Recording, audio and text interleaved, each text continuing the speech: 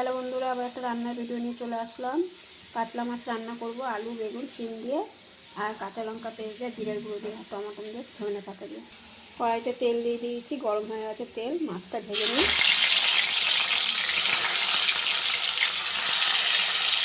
মাছ ভাজা হয়ে গেছে, কাতলা সম্বাদ দিয়ে আলুটা ভেজে নিই। আলুটা আর শিমটা দিয়ে দিলাম। এরকম মশলা নিয়ে নিয়েছি, জিরের গুঁড়ো, লঙ্কার গুঁড়ো, হলুদ, লবণ আর কাঁচা লঙ্কা পেস্ট। এই যে মশলাটা দিয়ে দিলাম,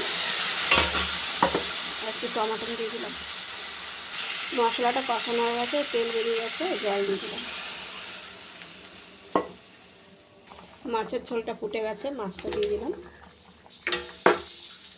এই দেখো বন্ধুরা, রান্নাটা হয়ে এসছে। আলুগুলো সব সিদ্ধ হয়ে গেছে, একটু ঝোল।